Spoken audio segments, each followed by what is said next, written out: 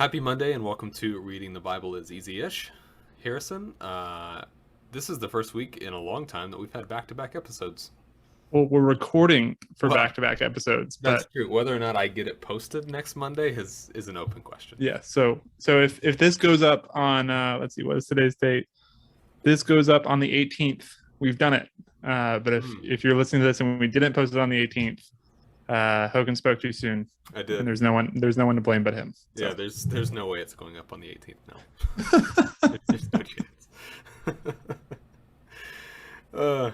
We're gonna dive straight into our scripture for today, which comes from the book of Hosea. Maybe before we begin, Harrison, how much do you know about the book of Hosea? Is that a book you're familiar with? I feel like I used to spend a lot of time in Hosea. I don't know what it was about teenage Harrison, but I remember spending a considerable amount of time here. It's one of those books. I feel like some of the prophecy books,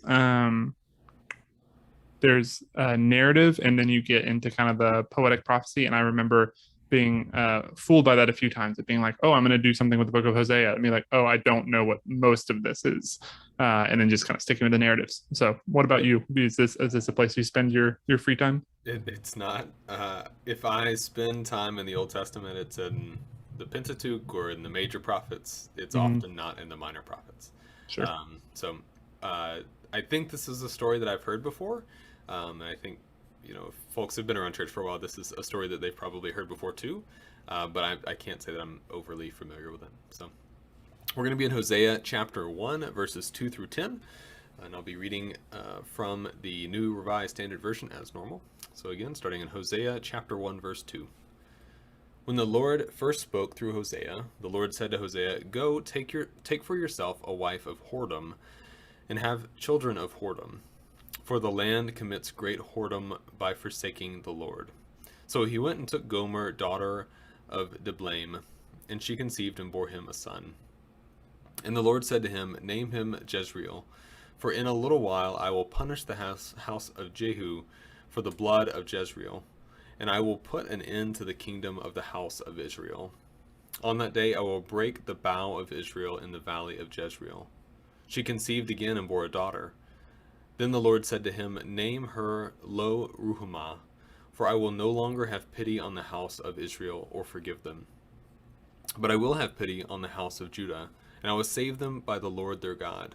I will not save them by bow, or by sword, or by war, or by horses, or by horsemen." When she had weaned Lo Ruhamah, she conceived and bore a son. And then the Lord said, "Name him Lo Ammi, for you are my people, and I am not your God. Yet the number of the people of Israel shall be like the sand of the sea, which can be neither measured nor numbered. And in the place where it was said to them, 'You are not my people,' it shall be said to them, 'Children of the living God.'" So I can tell you the first thing that I was thinking as I was reading this passage is, my goodness, how many children with difficult names am I going to have to read? Yeah, Yeah. it's a reminder of how crazy some of these stories about the prophets are. That some of the ways that God chose to speak through them involved pretty elaborate, like object lessons, or naming children certain things, or like Ezekiel laying on his side for a very long time. Yeah.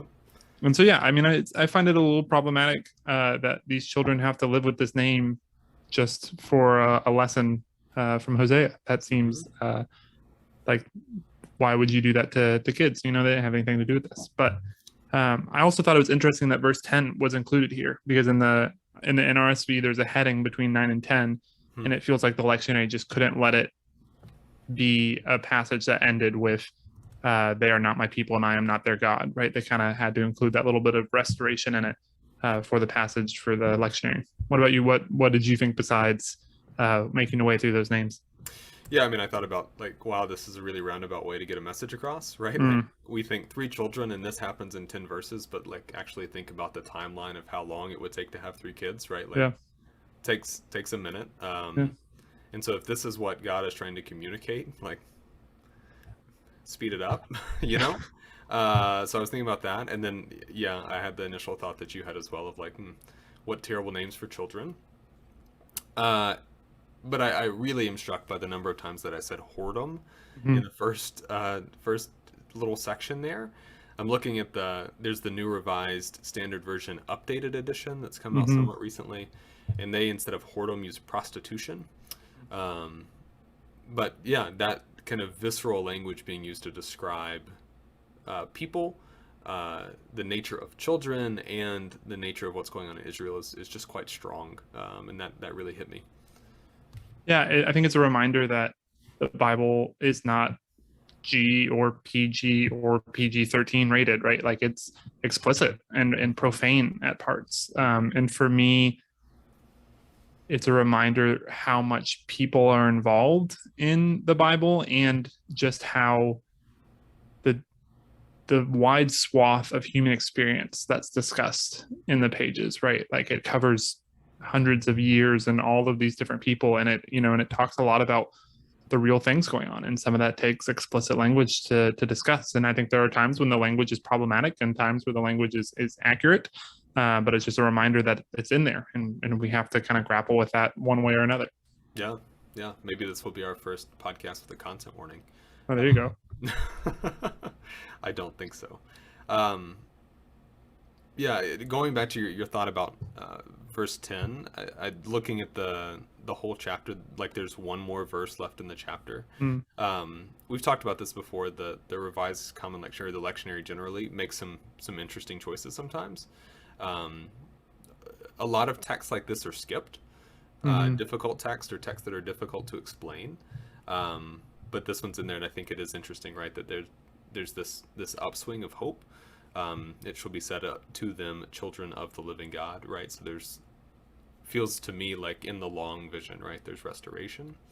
Um, but I just want to read the last verse. The people of Judah and the people of Israel shall be gathered together, and they shall appoint for themselves one head, and they shall rise up from the land, for great shall be the day of Jezreel.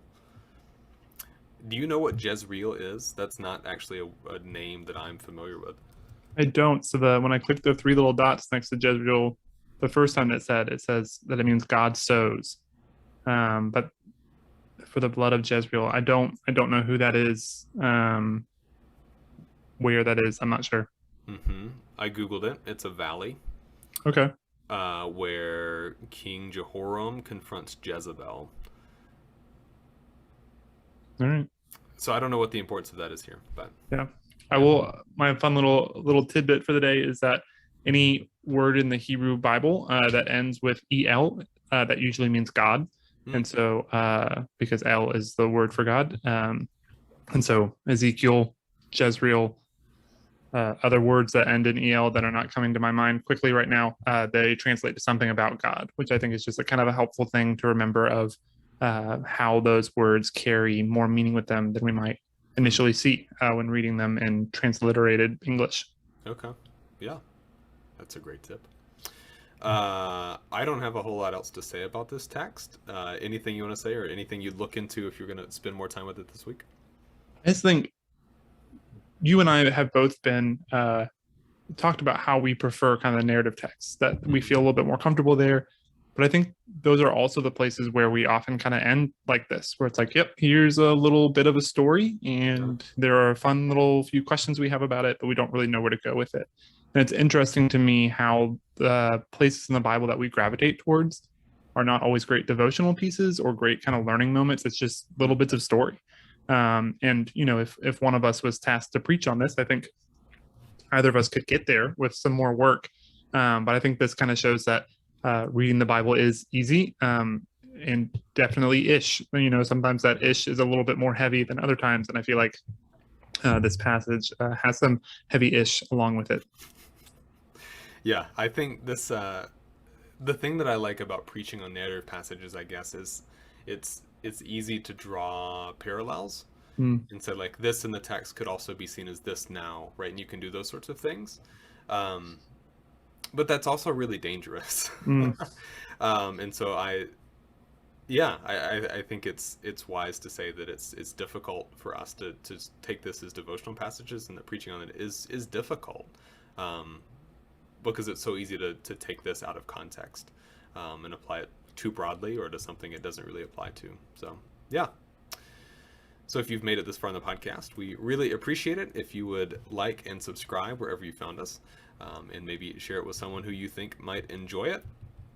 We will do our best to be back again next week, assuming this was posted on the 18th when it was supposed to be. So see you again on the 25th, and until then, keep trying to read the Bible.